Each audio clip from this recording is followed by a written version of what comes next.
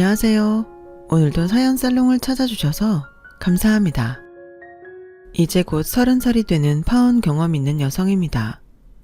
지금으로부터 딱 1년 전 파혼하지 않았다면 저도 귀여운 여성이라고 저를 소개했을 텐데요. 한편으로는 씁쓸하고 또 한편으로는 다행이라는 생각이 드는 저의 파혼 얘기를 언젠가는 이렇게 하고 싶었어요. 사실 이혼도 그렇겠지만 파혼도 주변에서 말이 많거든요. 저는 굳이 말하자면 부자도 아니고 가난하지도 않은 평범한 집에서 태어난 막내예요. 부모님은 모두 작은 직장에서 오랫동안 근무하셨고요. 맞벌이다 보니 경제적인 부분은 큰 어려움이 없었는데 어릴 때부터 부모님이 계시지 않는 집에 2살 위 언니와 둘이 있는 시간이 많았어요. 아빠와 엄마가 종종 야근을 하시는 편이었는데 그러면 언니가 차려주는 달걀 프라이와 김 정도가 있는 저녁을 먹는 날도 많았었죠. 대학을 다닐 때도 크게 달라진 건 없었어요.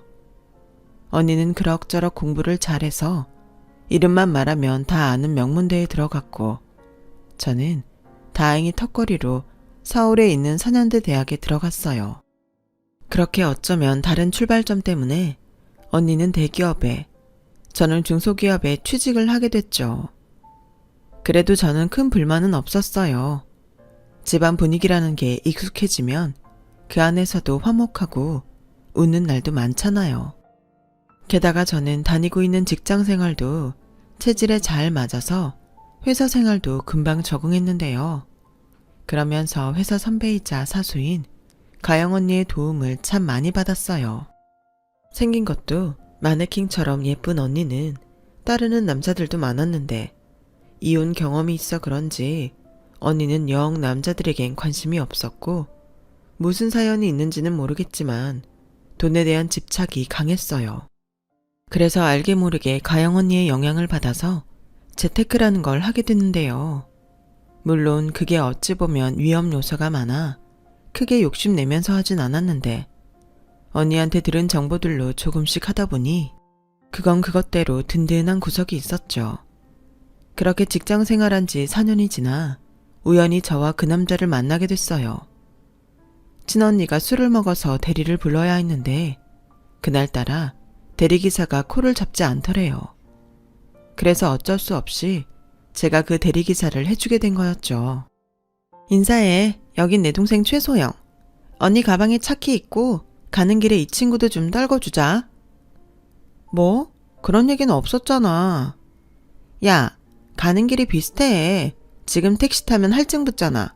그러지 말고 언니 말 듣자 동생아. 너 어차피 나한테 대리비 받을 거잖아. 그야 당연하지. 나도 내일 회사 가야 하는데 이렇게 불러놓고 거저 이용할 생각이었어? 아니지. 그래서 어차피 돈 주는 김에 그러자고. 대리기사 불러도 그 정도는 해주거든. 알았어. 술을 먹을 거면 차를 가져가지 말든가. 저는 불만이 꽤 많았어요. 학교 다닐 때야 언니가 알바비 준다고 하면 하던 일도 내팽개칠 만큼 반가웠지만 저도 돈을 버니 이젠 그 알바비가 크게 아쉽지는 않았거든요. 하지만 세상에 단 한 명뿐인 언니이고 세상은 나날이 흉흉해지고 있으니 사실은 순수한 마음으로 언니의 부름에 달려갔던 거예요. 저렇게 호까지 달고 올 줄 모르고요. 그리고 그날 일산이었던 저희 집을 가면서 그 남자가 산다는 동네에 갔는데요. 골목골목 어찌나 차가 많던지 아직 운전이 익숙치 않았던 저는 진땀을 흘려야 했죠. 여기서 내려줘요. 더 들어가면 차 돌릴 데가 없어서요. 괜히 나까지 신세를 져서 미안해서 어쩌죠? 나는 괜찮다고 했는데 다영이가 하도 타고 가라고 해서. 아니에요. 근데 우리 언니랑은 많이 친해요? 아, 대학 다닐 때 잠깐 본 적이 있어요. 사실 내 친구는 아니고 친구의 친구였죠. 근데 같은 회사에서 만나니까 구면은 구면이라고 금방 친해지게 되네요. 아, 그렇구나. 오늘은 정말 고마웠어요. 나중에 기회되면 차비 겸 제가 커피 한 잔 살게요. 그렇게 그놈을 처음 봤을 때는 저와 파혼하게 될 인연인 줄도 모르고 인상이 좋다고 생각했어요. 나중에 술에 깬 언니한테 듣기로 사람이 책임감도 있고 리더십도 있는데 무엇보다 센스가 있어서 같이 일하면 힘들지가 않다고 웬일인지 칭찬을 하더군요. 그래서 처음엔 언니가 그 남자를 좋아하나 착각하기도 했었는데요. 사실 저희 자매에게는 약간의 결혼 울렁증 같은 것이 있었거든요. 그래서 의외다라고 생각했는데 그 무렵 언니가 예고도 없이 부모님에게 비혼 선언을 했어요. 뭐? 비혼? 그러니까 결혼을 안 한다고? 요즘 세상에 결혼 안 하는 사람들이 많다고 하지만 네가 뭐가 아쉬워서 결혼을 안 해? 아빠, 아쉽고 안 아쉽고를 떠나서 나는 내 힘으로 살고 싶어. 누구 아내, 누구 엄마, 누구 내 며느리 그런 게 싫다고. 아빠도 모르진 않잖아. 엄마가 그렇게 할머니 할아버지 때문에 고생했는데 내가 그렇게 살았으면 좋겠어? 뭐? 그야 그건 네 할머니 할아버지가 옛날 사람이라 그런 거지. 아무튼 난 그렇게 살기로 이미 마음 먹었어. 그러니까 선보라는 말하지 마. 가만 보면 엄마는 아무 소리 안 하는데 아빠가 자꾸 그러더라. 저는 솔직히 몰랐어요. 아빠가 은근 언니한테 결혼에 대한 압력을 넣고 있었나 보더라고요. 거기에 한술 더 떠 자신의 최측근을 이용해 선도 보라고 했던 모양인데 평소 호불호가 명확한 언니는 이참에 쐐기를 박아야겠다고 생각한 것 같았어요. 그래, 우리 다영이는 능력 있는데 무슨 걱정이야. 너 하고 싶은 대로 살아. 그리고 당신도 옛날 사람 타령 그만 좀 해. 어머님 아버님 아직 칠순도 안 되셨는데 무슨 옛날 사람. 누가 들으면 8, 90은 되신 줄 아시겠다. 당신이 그러니까 얘가 더 그러는 거잖아. 나도 물론 우리 부모님이 다 맞다고는 생각 안 해. 근데 시대가 변했잖아. 벌써 당신이랑 내가 이렇게 다른데. 그런 이유로 우리보다 더 젊은 애들 결혼도 안 시켜? 지가 싫다잖아. 아무리 좋은 남자랑 시댁에 있어도 지가 좋아야 하는 거 아니야? 당신 말대로 지금은 무슨 조선시대도 아닌데. 아무튼 아빠는 반대야. 그리고 다영은 네가 그러면 소영이 쟤는 어쩔 거야. 괜히 너 따라서 시집 안 간다고 하면 어쩔 건데. 그야 그건 소영이가 결정할 부분이지. 최소영, 너 언니가 시집 안 가면 너도 안 갈 거야? 글쎄, 난 아직 거기까진 생각 안 했는데. 근데 가부장적인 집엔 시집 가고 싶지는 않아. 그날 이후 집안 분위기는 많이 안 좋아졌어요. 언니의 비혼 선언 이후 엄마와 아빠가 말다툼을 이어서 하신 게 영향이 컸었죠. 하지만 그것도 그때였을 뿐 시간이 지나니 다시 예전의 저희 가족 분위기로 돌아왔고 그때 제가 언니에게 살짝 물었어요. 언니, 근데 전에 내가 데려다준 남자 있잖아. 언니랑 대학 때부터 알던 사람이라는. 권민재? 걔가 왜? 언니가 혹시 그 사람을 좋아하는 게 아닐까 생각했거든. 근데 비혼이면 연애도 안 하는 거야? 야, 걔는 그냥 친구야. 내 친구랑 사귀었던 남자를 내가 왜 만나냐? 그냥 같은 직장 다니고 부서도 같으니까 친하게 지내는 거지. 그리고 내가 결혼 안 한다고 했지. 연애도 안 한다고 했냐? 아, 그러셔. 근데 그게 언니 뜻대로 될까? 결혼도 안 해줄 여자를 누가 만날까? 심히 걱정된다. 그러는 너는 누가 있긴 하고? 가만히 있어봐. 사실은 네가 걔한테 관심 있는 거 아니야? 걔도 며칠 전에 너한테 신세 졌다고 자리 한번 만들어달라고 했는데 뭐지? 니네 수상하다? 수상하긴 아니면 말지. 그리고 그 남자 입장에선 나한테 신세 진 거 맞잖아. 그때 커피 산다고 했는데. 커피 얻어 마시라고 강남까지 오게? 우리 회사도 강남은 아니지만 서울이거든. 그때는 그냥 그렇게 지나가는 인연이라고 생각했어요. 굳이 그걸 핑계로 그 남자를 만날 이유는 없다고 생각했는데 가끔 이유는 모르겠지만 생각이 나긴 했었죠. 그러다가 그때는 제 생일이라 언니가 밥을 사준다고 회사 근처로 오라고 했는데 도착한 장소에는 그 사람이 거기 있더군요. 신세도 갚을 겸 제 생일이라고 하니 자기가 밥을 사고 싶다고 했대요. 처음엔 오바라고 생각했는데 나중에 알고 보니 제 인상이 꽤나 깊었다고 했어요. 언니는 옆에서 꼴값을 떨라며 핀잔을 주긴 했지만 그때 저와 그 사람은 서로 마음이 통했어요. 크리스마스가 가까워져서인지 아니면 한 해가 지고 있는 연말뿐이기 때문인지 무튼 오빠 하다 연인이 되었어요. 처음엔 언니 친구랑 사귀었다는 사실에 좀 망설여지긴 했는데 언니랑 사귄 것도 아닌데 무슨 상관인가 싶었죠. 그렇게 4년을 만났어요. 만나는 동안 다른 연인처럼 싸우고 헤어지고 화해도 하고 그러면서 16번의 계절을 보냈는데 연애할 동안 그 사람은 꽤 다정한 남자였어요. 항상 저를 걱정하고 챙겨줬고 제가 지치고 힘든 날에는 저를 위해 이벤트도 하는 그런 남자였거든요. 그러다 그 사람이 먼저 연애는 그만하자고 자기에게 시집오라며 프로포즈를 하더군요. 저 하나는 자기가 무슨 일이 있어도 책임질 수 있다며 자기한테 오라고 하는데 지금은 소름이 돋을 정도로 싫은 그 말이 그때 당시엔 꽤 감동적이었어요.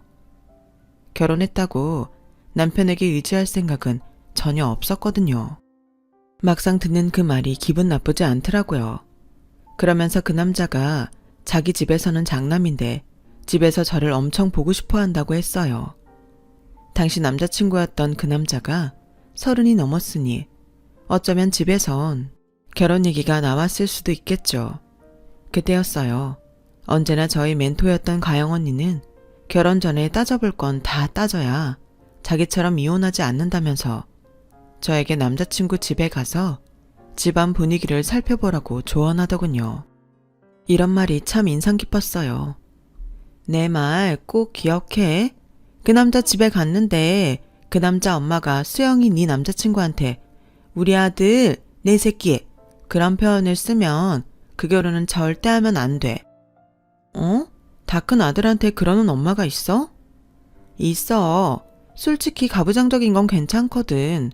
근데 시어머니가 그렇게 아들 싸고 돌면 집안 분위기랑 상관없이 골치 아파. 저는 솔직히 그런 경우는 아주 드물다고 생각했어요. 일단 딸만 있는 저희 집에서도 우리 딸, 우리 막내 이런 표현은 쓰지 않으시거든요. 그래서 솔직히 그때는 한쪽 귀로 듣고 한쪽 귀로 흘렸는데요. 막상 그 집을 가니 처음 보는 남자친구 어머니 입에서 우리 아들, 우리 민재 라는 말이 나와 깜짝 놀랐어요. 게다가 저한테 일부러 들으라고 남자친구 자랑을 하시는데 좀 당황했네요. 하지만 곧 저희 집과 다른 분위기인 남자친구 집을 이해했어요. 저희 집이 그렇다고 다른 집이 이상한 건 아니니 그 정도는 일단 지켜보자 싶었죠. 세상엔 자기 자식을 대놓고 사랑하는 사람도 있으니까요. 저는 저에게만 피해를 주지 않는다면 그 정도는 용인할 수 있다고 생각했어요. 살면서 결혼을 해도 되겠다고 생각한 사람이 그때 당시는 그 남자밖에 없었거든요. 게다가 언니는 이미 비혼주의를 선언했으니 저는 이왕이면 좋은 남자를 만나 결혼하는 것이 여러모로 좋을 것 같았어요. 그러면서 저는 저대로 시집가기 전에 파악할 수 있는 건 파악하자 싶어 남자친구 집을 세심하게 살폈는데요. 좋게 말하면 예비시댁은 식구들끼리 대화도 많이 하고 화기애애한 분위기였어요. 가족들끼리 쓸데없는 농담까지 주고받는데 솔직히 좋아 보였어요. 저희 집은 딸이 둘이나 있어도 꼭 필요한 말 외에는 하지 않는 분위기인데 저희 집과 다르게 아들만 둘인 남자친구 집은 참 보기 좋고 따뜻해 보였어요. 다만 예비 시아버지 될 분은 좀 다르긴 했죠. 이봐, 밥! 가만 보니 예비 시아버님은 식구들한테 문장으로 얘기하는 법이 없었어요. 특히 당신의 아내에겐 더욱 그랬는데 물, 밥, 국 딱 이렇게 요구사항만 말하더군요. 가부장적인 저희 할아버지도 그 정도는 아닌데 솔직히 그 모습에 고민이 좀 되긴 했어요. 그리고 그때 그 남자의 어머니가 저에게 말씀하시기를 자기는 딸이 없어서 며느리가 생긴다면 꼭 딸 같은 며느리였으면 좋겠다고 하시는데 솔직히 친엄마한테도 애교가 없는 저인데 과연 그게 될까 싶었죠. 난 시꺼먼 사내놈들이랑만 살아서 그런지 로망이 좀 많아. 쇼핑도 같이 다니고 여행도 같이 다니고 목욕탕도 같이 가고 생각만 해도 너무 설렌다. 네? 아, 네. 수영이라고 했지? 수영이는 막내니까 집에서는 애교가 많나? 지금이야 어색하고 불편하니까 그런 거겠지만 편하게 생각해줬으면 좋겠어. 시부모도 알고 보면 똑같아. 어렵게 거리 두고 그러니까 싫은 거지. 그러니까 우리는 자주 보자. 물론 알고 있었어요. 그 남자의 어머니는 좋은 뜻으로 하신 말씀이셨겠죠. 게다가 평생 무뚝뚝한 남편과 사셨으니 살가운 며느리 보고 싶어 하시는 건 어쩌면 당연한 거라고 생각했는데요. 거기까지는 이해하고 넘어갈 수 있는데 첫 인사를 드리러 가는 자리임에도 딱 이건 아니다 싶은 게 있었어요. 사실 그게 꼭 맞다고는 할 수 없지만 결혼 전부터 이미 그 집 며느리처럼 행동하기는 싫었거든요. 무슨 대접을 바란 건 아니지만 제가 먼저 뭐 도와드릴 건 없는지 일을 하고 싶어 안달인 그런 모습은 보이고 싶지 않았어요.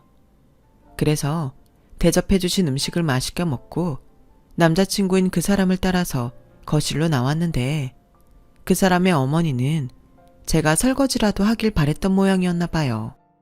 우리 수영이는 다 좋은데 눈치가 좀 없네. 네? 제가 무슨 실수라도 했나요? 아니 뭐 실수라고 말할 것까지는 아닌데. 아니다. 나는 설거지나 해야겠다.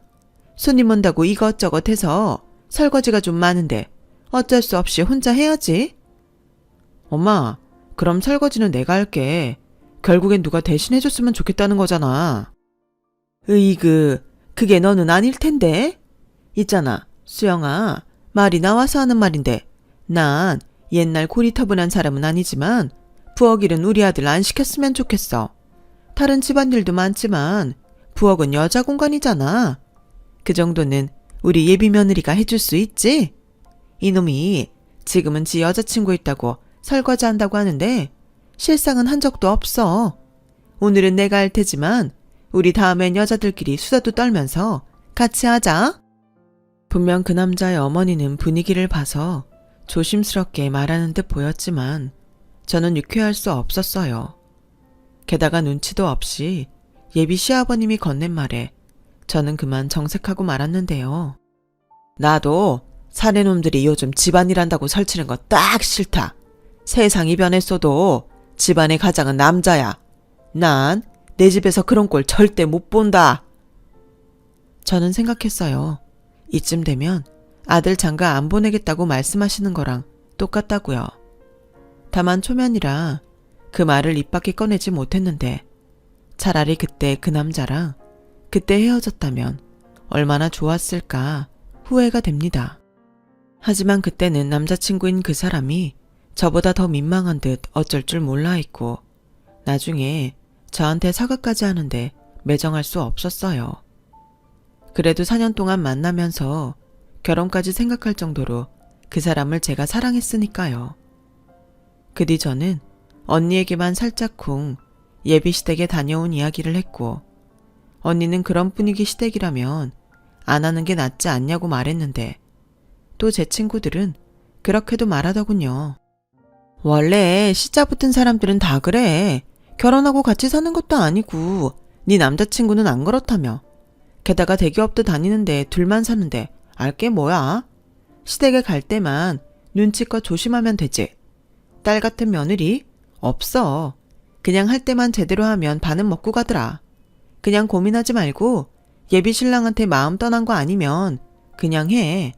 너 나중에 나이 먹고 후회한다. 결국 저는 친구 말에 동의했어요. 우리 둘만 잘 살면 된다고 생각한 저의 잘못이었죠. 아무리 시부모님이 남자 여자 역학 어쩌고 했어도 저희끼리는 저희만의 규칙을 세우면 된다고 생각했는데 거기까지 가는 일은 참 험난했네요. 전 그런 의미에서 결혼은 무조건 반반씩 하고 싶었어요. 결혼 준비도 반반하고 집도 반반해서 장만하고 생활비도 가사 일도 나중에 아이가 생겨도 정확히 반반씩 하고 싶었죠. 그 남자는 결혼 준비야 반반씩 하는 건 너무 좋은데 그 이후 생활비까지 딱 반씩 나눈다는 게 좀 정없게 들린다고 했지만 저는 처음부터 그렇게 약속을 해야 나중에 싸울 일이 없다고 생각했어요. 그러면서 저도 그렇지만 양가 어른들에게도 저희가 반반씩 결혼하기로 했다는 걸 알리자고 남자친구에게 말했는데요. 그래야 양가 어른들이 서로 바라는 것도 없고 서운해하지도 않을 거라고 생각했거든요. 그런데 어이없게도 저희 결혼이 깨진 이유가 이 반반 결혼 때문이었고 알 수 없는 기싸움들 때문에 저는 점점 스트레스를 받게 됐어요. 원래 결혼 전에는 다 그런 거라고, 그러니 결혼 준비하면서 그렇게 싸우는 거 아니겠냐며 대수로운 일이 아니라는 듯 기혼자 여자 상사분들이 말씀하셨는데, 아, 결혼이라는 게 생각보다 돈도 많이 들지만 기력도 많이 든다고 생각했어요. 아무튼 대수롭지 않은 거라고 하니 저는 일단 넘겼어요. 지금도 바보 같다고 생각하는 부분이 장본인인 남자친구와 아무 문제 없으니 괜찮다고 넘겼다는 거예요. 그리고 마침내 상견례를 마치고 결혼 날짜가 잡혔는데 결혼식까지는 5개월 정도 여유가 있었지만 시부모님, 특히 시어머니는 저를 결혼도 하기 전부터 며느리라고 생각했다는 게 저를 좀 힘들게 했어요. 물론 어차피 가족이 될 건데 식을 올리기 전이라고 남남처럼 지내고 싶었다는 건 아니었지만 툭하면 저에게 따로 연락하시고 또 불러내시는데 솔직히 좀 버겁더라고요. 그리고 결정적인 일이 있었는데 그때는 남자친구 집에 제사 때문이었죠. 소영아, 있잖아. 다음 주가 우리 할아버지 제사거든? 근데 이번 제사부터는 우리 엄마가 네가 왔으면 좋겠다고 하시네. 뭐? 아직 결혼식도 안 올렸는데 벌써부터 제사를 도우라고? 아니, 도우라는 게 아니고 결혼식 전에 소영이 너 친척들에게 인사시키고 싶으신가 봐. 우리 엄마 성격 알잖아. 이미 전화로 소영이 네 자랑을 엄청 한 모양이더라고. 그래서 이번 제사 때는 네가 꼭 왔으면 좋겠대. 난 우리 집 제사도 잘 안 가는데 좀 갑작스럽다. 내가 장남이잖아. 솔직히 결혼하면 결혼 전이랑 똑같이 살 수는 없지. 자기 집 제사 참석 안 했다고 며느리가 시댁 제사를 나 몰라라 할 수 있어? 그야 그렇지만 벌써부터 그런다니까 좀 그렇다. 내가 부탁 좀 할게. 대신 결혼하고 한동안은 집안일 내가 다 할게. 됐어. 내가 뭐든 반반씩 하자고 했잖아. 그럼 내가 다음 주에 제사 갈 테니까 자기는 우리 집에 갈 때 우리 부모님한테 잘해. 당연하지.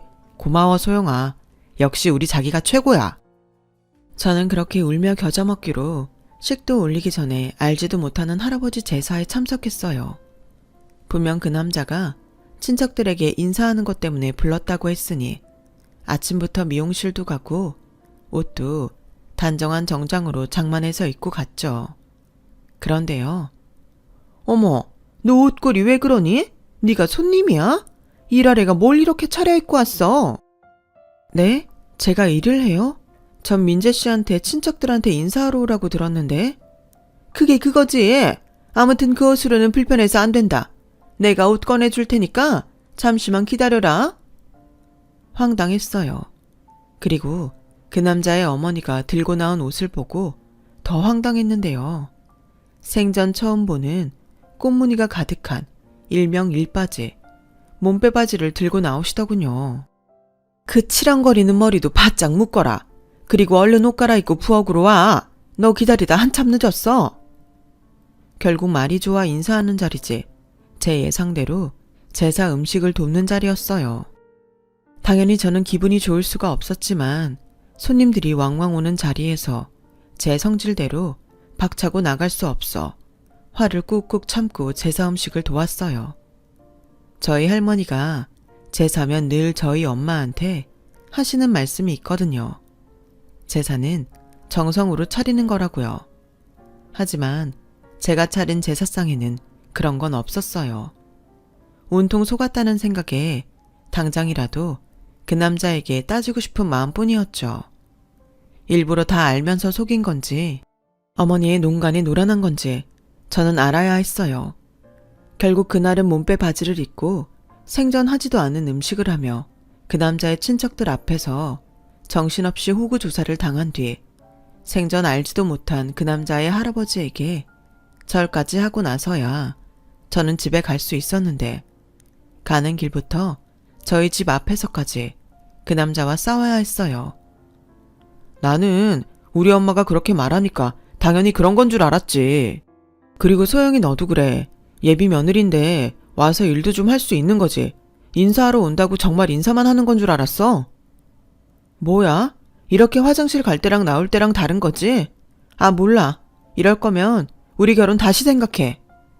소영아, 알았어. 미안해. 내가 1000번 만번 미안해. 어떻게 하면 네 화가 좀 풀리겠니? 그럼 우리 결혼식 할 때까지 나 자기 집에 부르지 마. 어머님한테도 결혼식 올리기 전까지는 며느리 아니라고 자기가 좋게 말씀드려주고 벌써부터 이러면 결혼하면 얼마나 더 시키실지 나 솔직히 겁난다. 소영아, 화난 건 알겠는데 말은 좀 가려서 하자. 누가 들으면 우리 엄마가 너 식도 올리기 전부터 부려먹는 줄 알겠다. 우리 엄마는 자기 방식대로 소영이 너랑 친해지고 싶으신 거야. 그건 내가 아들이니까 잘 알아. 그래서 그렇게 못하겠다고? 아니야, 알겠어. 우리 정식으로 결혼하기 전까지는 소영이 너 우리 집에 부르는 일 없도록 할게. 저희의 싸움은 제가 그 남자에게 약속을 받고서야 끝이 났어요. 그리고 정확히 2달 뒤 명절이 있었고 어찌 보면 결혼 전 마지막으로 보내는 여유로운 명절 연휴라 할머니 댁에 다녀오면 정말 아무것도 하지 않고 쉬겠다고 생각했는데요. 무슨 일인지 저희 아빠가 친가가 아닌 리조트를 미리 예약해놨다며 명절 연휴 느긋하게 쉬고 오자고 제안을 하셨어요. 제가 시집가기 전에 보내는 명절이라 아빠가 미리부터 할머니 댁에 내려가 허락을 받고 왔다면서요. 물론 할머니 할아버지는 아주 노발대발하신 모양이었는데 아들이라고는 저희 아빠밖에 없으니 어쩔 수 없이 당신들이 물러나신 것 같았어요. 덕분에 저희 엄마는 제 덕에 논았다며 여행 가기 전부터 신이 나 있었고 저도 가족이랑 모처럼 가는 여행이라 살짝 들뜨기도 했는데 그래도 명색이 예비 신랑이기에 그 남자에게 여행 가는 사실을 알려야 할 것 같았어요. 그런데요. 뭐? 그럼 설 연휴 동안 계속 그 리조트에 있는 거야? 아빠가 모처럼 우리 그냥 다 쉬자고 그렇게 예약을 미리부터 하셨대. 그래도 그건 좀 아니지 않아? 그럼 자기는 설 연휴 동안 우리 집에 한 번도 안 온다는 거잖아. 어머, 자기야. 나 아직 자기 집 며느리 아니야. 우리 약속 벌써 잊었어? 아니, 이번엔 그냥 진짜 인사만 하러 오라는 거지. 아무리 결혼 전이라도 결혼 날짜 잡았고 가족 될 사이인데 그 정도는 예의라고 생각하지 않아? 난 당연히 그럴 거라고 생각했고 나도 니네 집에 인사 갈 생각이었는데 이건 좀 서운하다. 권민재 씨, 이거야말로 아니지. 그렇게 말했는데 내 의사 무시하는 거야? 솔직히 좀 실망이다. 벌써부터 우리 가족이랑 거리 두려고 하는데 결혼하고 나서는 어쩌려고 그래? 결혼하고 나서도 그럴 거야? 내가 뭐 많은 거 바래? 됐다. 이럴 거면 우리 결혼 다시 생각해. 그 남자는 그날은 정말로 화가 난 듯 그렇게 말하고 제 앞에서 등을 돌렸어요. 순간 내가 뭘 그렇게 잘못했는지 황당하기만 했는데 뭐 때문인지 자꾸만 찝찝하더라고요. 제가 너무 제 생각만 한 것 같은 그런 더러운 기분이 들었어요. 하지만 이미 가족여행이 예정되어 있었고 결혼 준비 중 서로가 약속한 건 지켜줬으면 하는 바람이 컸기에 저는 일단 그 남자의 마음이 진심인지 기다려보기로 했어요. 솔직히 지금은 그때 나도 좋다고 다시 생각해 볼 것도 없으니까 파혼하자고 했으면 훗날 이상한 꼴은 보지 않았을 텐데 하는 아쉬움이 남지만 어느 누가 미래를 예측하겠어요. 그래서 일단은 시간을 좀 갖는 게 좋겠다고 생각했어요. 그렇게 조금은 찝찝한 설 연휴 가족여행을 다녀왔죠. 물론 가족들에게는 별다른 얘기를 하지 않았어요. 엄마나 아빠가 결혼 이야기를 하면 좀 찔리긴 했는데 괜히 이야기해서 모처럼 좋은 분위기를 깨고 싶지 않았죠. 게다가 여행 중 부모님은 저희 자매에게 진지하게 할 말이 있다며 이사 계획을 말씀하셨는데요. 저희 가족이 사는 아파트가 꽤 오래된 아파트였는데 새 식구가 생기는 마당이고 노후 준비차 마당이 있는 아담한 전원주택으로 이사를 생각하고 있다고 하셨어요. 마음 같아서는 어디 시골 같은 조용한 곳에 가서 살고 싶은데 우리가 아직은 은퇴할 나이도 아니고 소영이 시집 가는데 우리가 멀리 가면 친정 오고 싶을 때 먼 길 와야 하니 그냥 경기도 외곽 쪽에 조용한 곳으로 골랐다. 그럼 벌써 이사 갈 곳을 정한 거야? 작년인 나한테 말 한마디 없이? 그리고 나 회사 어떻게 다니라고. 지금도 조용하기만 하구만. 넌 시집도 안 간다며. 독립해. 아니, 시집은 안 간다면서 왜 독립한다는 말은 없어? 그야, 소영이 시집 가는데 나까지 없으면 허전할까봐 그러지. 고양이 쥐 생각해라. 아빠가 이 말 하려고 여행 오자고 한 거야. 니들한테는 보태라는 말은 하지 않을 거니까 부담 갖지 말고. 다행히 너는 독립할 생각하고 소영이 너는 결혼 준비 잘해. 반반씩 결혼한다며? 그럼 가진 거 아껴야지. 아빠는 참 그런 생각 있으면 진작 우리한테 말을 하지. 집 보러 두 사람만 다녀온 거야? 그래, 엄마는 신혼시절 생각도 나고 좋던걸. 마당이 작긴 해도 햇볕도 잘 들고 좋아. 니들도 언제 시간 내서 같이 가자. 권서방도 같이 가. 저가 이사하는데 와서 힘 좀 보태야지. 엄마, 장가도 안 왔는데 그러면 안 되는 거야. 소영아, 민재한테 올 필요 없다고 해. 아니야, 아예 말을 하지 마. 그리고 소영이는 결혼자금 때문에 어려울 거고 비혼주인 장녀가 동생 몫까지 1억 보탤게. 소영이 너 나한테 5천만 원 빚졌다? 뭐? 싫어. 무슨 빚을 내 동의도 없이 전가해. 그래, 아무리 네가 시집갈 생각이 없다고 해도 너무 큰 돈이야. 그냥 TV만 큰 걸로 하나 사줘. 싫어. 나도 가족 구성원으로 그 집에 지분이 필요해. 그래야 나중에 나도 그 집의 권리를 주장하지. 1억 내놓고 집 꿀꺽할 셈이네. 누구 딸인지 참 똑똑해. 그래, 아빠는 찬성. 그렇게 이사 발표를 한 부모님과 언니는 들떴는지 분위기가 참 좋았는데요. 그에 반해 제 마음은 좀 무거웠어요. 그래서 저도 5천만 원을 보태겠다고 말했죠. 그랬더니 언니를 포함한 부모님은 결혼 준비하는데 뭐하러 그런 큰 돈을 내놓느냐며 말씀하셨고, 저는 결혼하면 그런 것도 마음대로 할 수 없을 거니까 언니처럼 그 집에 지분이라도 갖게 꼭 그렇게 하고 싶다고 고집을 부렸어요. 그 정도 돈은 있다고 자신 있게 말하면서요. 그렇게 설 연휴를 보내고 집으로 돌아왔어요. 그러면서 연휴 내내 문자 한 번 없는 그 사람이 신경 쓰였는데요. 평소라면 그런 생각을 하지 않는 저지만 이번엔 내가 좀 심했나? 라는 생각을 정말 많이 했어요. 4년을 만나면서 그 사람이 그렇게까지 화를 냈던 적이 없었거든요. 그래서 여행을 다녀오자마자 그 남자에게 전화를 걸었어요. 하지만 마음이 풀어지지 않았는지 그 사람은 제 전화를 받지 않았고 저는 전화 대신 문자를 보냈어요. 구구절절하게 보내는 것도 좀 별로인 것 같아서 여행 갔다 잘 돌아왔고 만나서 진지하게 얘기하고 싶다고요. 그러자 이틀이 지나서 그 남자에게 만나자고 연락이 왔어요. 그리고 그날은 그래도 그 남자 기분이라도 맞춰주자고 생각하고 나갔는데 제 예상대로 아직 화가 덜 풀렸다더라고요. 아직도 화났어? 서운했다면 미안해. 근데 이번은 자기가 좀 이해해줬으면 좋겠어. 여행 가니까 아빠가 사실은 할 말이 있어서 자리를 만든 거더라고. 그게 뭔데? 그게 지금 우리 가족 살고 있는 아파트가 평수는 좀 커도 엘리베이터도 없는 옛날 아파트잖아. 자기도 곧 가족이 되는데 낡은 아파트는 좀 그렇다고 마당이 딸린 주택으로 이사를 가시겠대. 뭐? 그런 집은 많이 비싸지 않나? 자기 사는 아파트 재건축 뭐 그런 거 해? 아니, 나도 정확히 얼만지 몰라. 근데 언니가 1억을 보탠다고 하네. 그래서 내가 5천 보탠다고 했어. 이건 자기랑 얘기해야 할 것 같아서.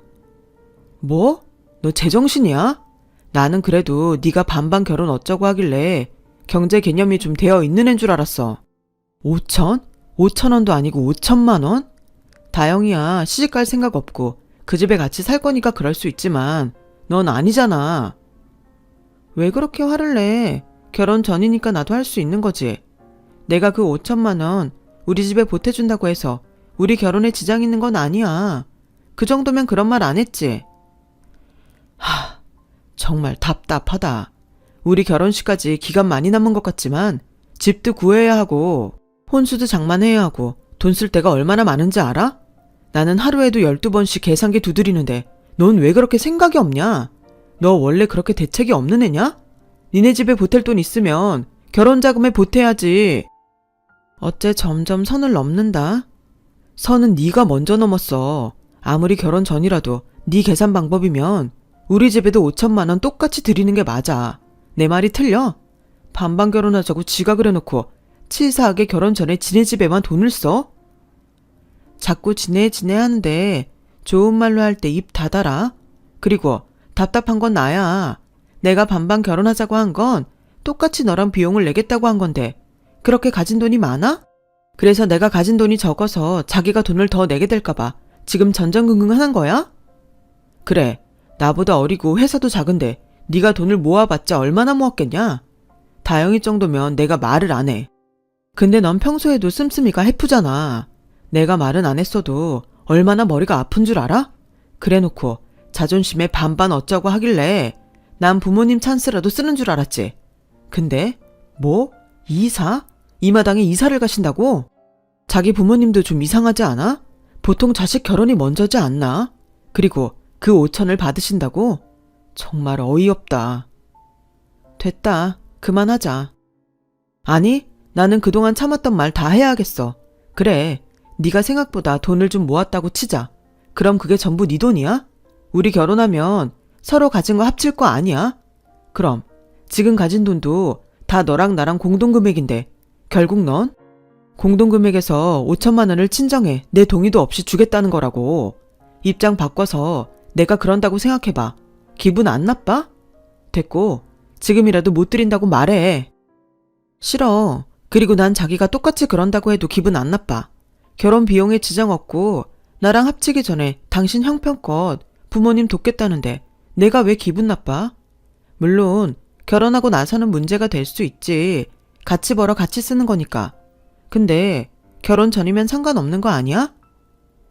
넌 정말 이상한 애구나. 상관이 없다고?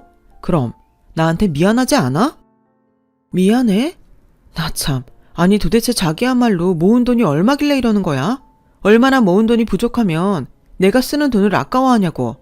말 나온 김에 각자 가진 거 오픈하자. 그래 좋아. 나 솔직히 너랑 연애하면서도 틈틈이 모았어. 적금도 붓고 펀드도 하고. 자 봐. 1억 넘게 있잖아. 이 정도면 집에 도움 안 받고 너랑 반반해서 전세 정도는 얻을 수 있다고 계산 다 맞춰놨는데. 그러면서 너는 꼴에 눈만 높아서 집을 사자고 했잖아. 현실 감각도 없으면서. 나 참, 현실 감각? 실망은 내가 실망이다. 대기업 다니는 사람이 모았다는 게 고작 1억이야? 난 차이가 나도 이 정도 날 줄은 몰랐는데? 자, 내 통장 잔고 봐봐. 4억 8천 정도 있지?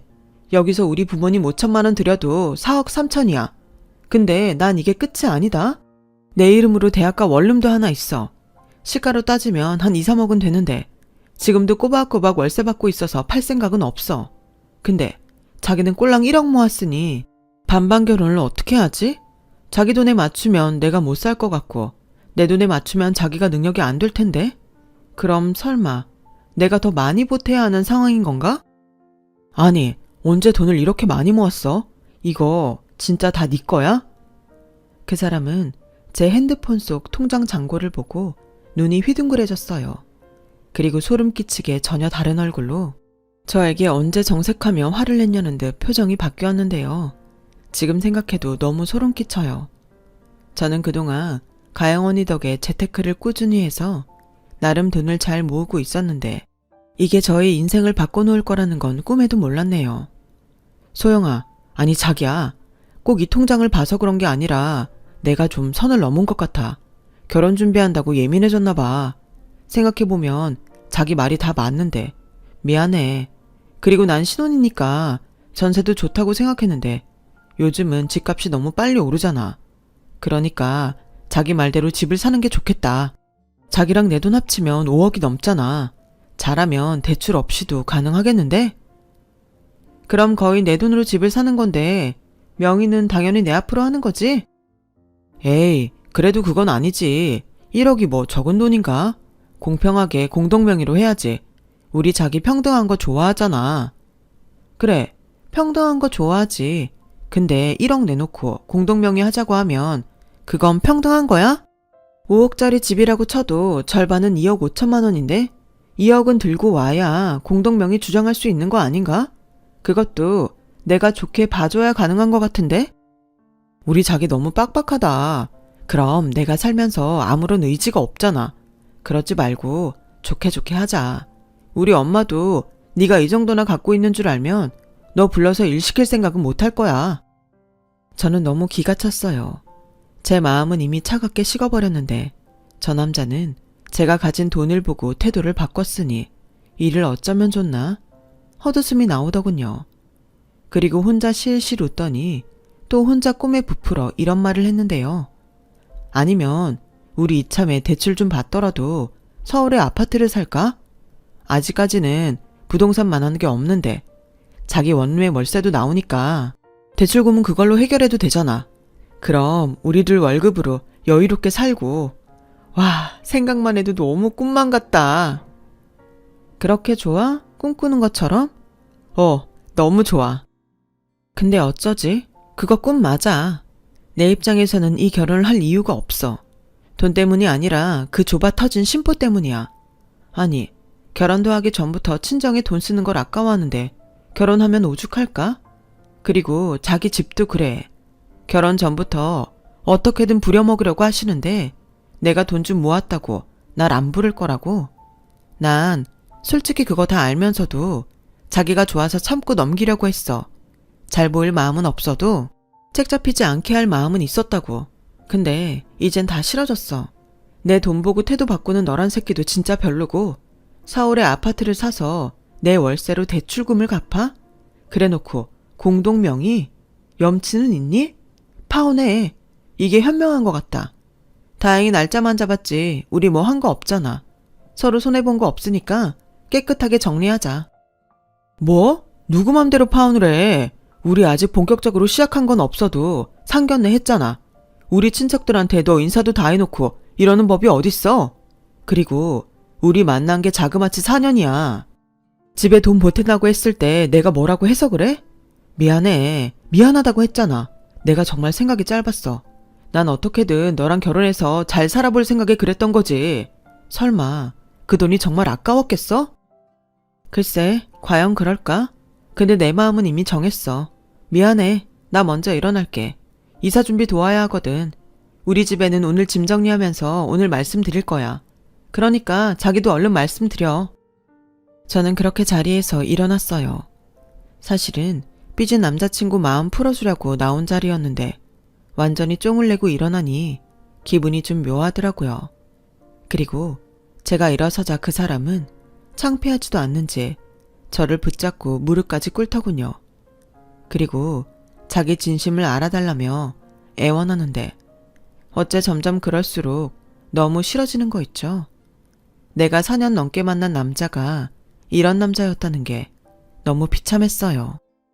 그 뒤 저는 집에 돌아와 언니가 있는 자리에서 그 남자와 파혼하고 싶다는 말을 했고 저희 부모님은 많이 놀라셨는지 한동안은 아무런 말을 하지 못하셨는데 제가 파혼하게 된 경위를 말하자 저희 언니가 제 머리를 쓰다듬었어요. 내 동생 잘했다. 마음 같아서는 그 새끼 찾아가서 멱살이라도 잡고 싶은데 어차피 회사 가면 얼굴 봐야 하니까 그건 그때 하려고. 그놈 그렇게 안 봤는데 진짜 찌질하네. 대학 때는 그 정도까지는 아니었던 것 같은데. 아무튼 잘했어. 그리고 누구 맘대로 그 집에 다니면서 참아? 내가 너 그러라고 가르쳤어? 언니 봐봐. 딱 비혼 선언했잖아. 너도 그냥 이참에 언니처럼 비혼 선언해. 야, 최다영. 천혁이 씨는 너 하나로 족하다. 아니, 너는 그렇게 오랫동안 만나면서 그런 놈인 걸 몰랐어? 아빠, 속상한 건 알겠는데 지금 제일 속상한 건 나야. 그래, 여보, 그만해. 그런 집에 시집가서 소영이 저거 마음고생하는 것보다 100번 1000번 낫지. 잘했다. 이혼보다는 파혼이 나아. 그럼 우리 새 식구 이사하는 거 아니고 내 식구 그대로 이사하는 거네. 어쨌든 환영한다, 동생아. 언니는 독립하는 거 아니었어? 아니었어. 내 돈 1억이 들어가는데 독립은 무슨? 그렇게 저희 가족은 이사 준비에만 몰두했어요. 저는 저대로 회사에 파혼했다는 말을 해야 해서 좀 스트레스를 받긴 했지만 가영 언니가 저희 언니처럼 잘했다고 저를 많이 챙겨주더군요. 얼마나 고마운지. 저희 회사에 여직원이 많아서 수군거리기 딱 좋았거든요. 분명 이런저런 소문이 돌았을 텐데 저는 당분간 귀를 딱 막고 살기로 했어요. 저 혼자 해명한다고 떠들어봤자 제 입만 아플 거라는 걸 전 모르지 않았거든요. 그런데 제가 그 남자에게 파혼하자고 말하고 보름 정도가 지나자 어떻게 아셨는지 그 남자의 어머니가 회사로 찾아왔고 저는 또 뜨거운 이슈거리를 만들어주는 것이 싫어서 회사와 제법 먼 카페로 그 남자의 어머니를 모시고 갔는데요. 누가 보면 저한테 받을 빚이라도 있는 사람처럼 얼굴이 잔뜩 달아올라 있었어요. 내가 얘기는 듣긴 했어. 파혼하자고 했다고? 이미 상견례도 끝나고 결혼식 날짜까지 잡았는데 이제 와서 일방적으로 그러면 어떡하자는 거니? 잊었어? 우리 친척들한테 너 인사까지 했잖아. 어머니, 그래도 그렇지 저한테 연락도 없이 이렇게 갑자기 회사까지 찾아오시는 건 좀 곤란해요. 놀라게 해드렸다면 정말 죄송합니다. 근데 저 생각 많이 했어요. 솔직히 제가 어머님이 원하는 며느리감도 아니잖아요. 그 사람 속은 좁아도 능력 있고 다정한 사람이니까 마음에 드는 며느리 곧 데리고 올 거예요. 뭐야? 내 아들이 속이 좁다고? 속이 좁은 건 너지. 너 돈 좀 모았다고 내 아들 버리는 거잖아. 내 아들이 1억이 아니라 10억을 모았으면 네가 과연 파혼하자고 했을까? 네, 저는 똑같이 했을 거예요. 돈과는 상관없다고 말했는데 도무지 믿지를 않으시니 저도 더는 드릴 말씀이 없네요. 너 같으면 그 말을 믿겠니? 그러지 말고 내가 니들 결혼할 때 3천 정도는 보탤 테니 마음 좀 바꿔라. 결혼을 깨다니 이게 말이 되는 소리야? 혹시 나한테 서운한 게 있어서 그런 거라면 내가 앞으로 조심하마. 죄송해요.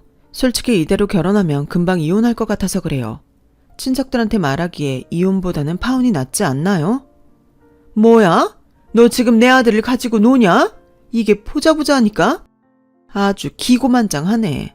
너 돈 좀 있다 이거지? 돈 믿고 지금 내 앞에서 까부는 거야? 그래, 좋다. 나도 너 같은 거 미련 없어. 솔직히 마음에도 안 들었다. 내 아들이 좋다고 해서 그냥 봐주려고 했는데 오히려 잘 됐네. 여기 커피값은 돈 많은 네가 내라. 황당하게도 그 남자의 어머니는 그렇게 커피값도 내지 않고 당당하게 카페를 나갔어요. 저는 어쨌든 이젠 다 해결됐다 하는 생각에 싫지만 커피 2잔 값을 내고 회사로 복귀했고 그날 저녁 그 남자에게 황당한 문자를 받았는데요. 내가 너 만나는 동안 썼던 데이트 비용 정리한 엑셀 파일 네 메일로 보냈다. 내가 준 선물도 고이 다시 보내고 이대로는 내가 너무 억울해서 변호사 친구한테 물어봤는데 파운드 위로금 받을 수 있다고 하네. 그래서 그 돈까지 산출해서 같이 메일로 보냈으니까 깔끔하게 내 계좌로 넣어주길 바래. 이걸로 우리 깨끗하게 정리하자. 정말 더럽고 치사하다는 말이 이런 거구나 싶었어요. 제가 뭐 명품 선물이나 귀금속 선물을 받았다면 말을 안 해요. 그동안 받은 거라고 뽑기 기계에서 뽑은 인형이랑 자잘한 게 전부였거든요. 커플링도 반반씩 내고 했고요. 그래서 저는 받은 선물 고이 박스에 넣어 언니에게 전달해달라고 했어요. 저희 언니 성격에 그 박스 면상에 던지지 않으면 다행인데 저는 뭐 상관없었죠. 그리고 이메일로 온 엑셀 파일을 보고 정말 기가 막혔는데 저라고 4년 동안 지를 만나면서 돈을 안 썼겠어요? 저야말로 백화점 화장품의 명품 벨트에 중개 돈이면 돈, 선물이면 선물 더 많더라고요. 그래서 저도 깔끔하게 정리해서 그 남자에게 메일로 쏴줬어요. 제가 어릴 때부터 영수증까지 모아서 수입 지출을 정리하는 습관이 철저했거든요.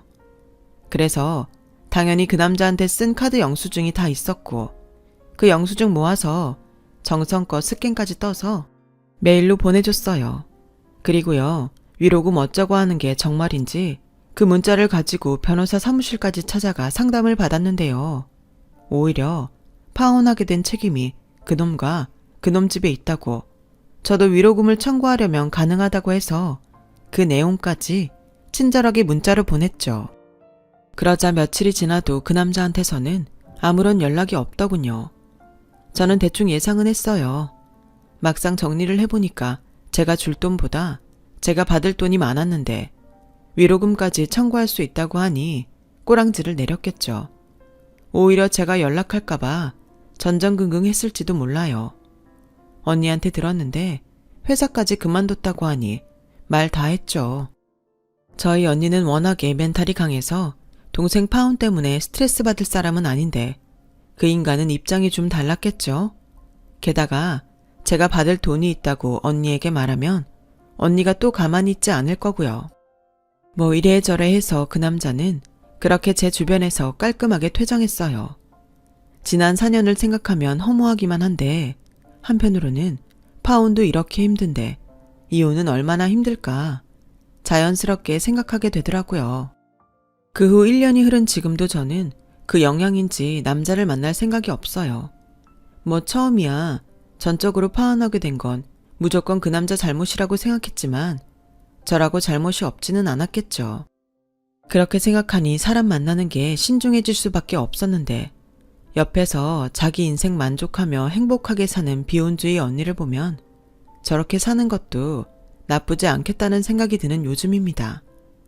물론 저희 아빠가 알면 뒤집어지시겠지만요. 아무튼 저는 그래도 제 선택에 후회하지 않고 지금 만족하며 살고 있어요. 앞으로 제가 어떤 인연을 어떻게 만나게 될지 알 수 없지만 만약 좋은 인연을 나중에라도 만나게 된다면 그때는 서로 배려하는 마음으로 진정한 의미의 공평한 결혼을 하고 싶네요. 저의 이야기는 여기까지예요. 긴 저의 이야기 들어주신 여러분 감사합니다. 언제나 건강하시고 좋은 일만 가득하시길 진심으로 바랄게요. 고맙습니다. 여러분, 사연 댓글에 응원과 현명한 조언 부탁드려요. 좋아요와 구독은 저에게 큰 힘이 됩니다. 오늘도 좋은 일 가득하세요.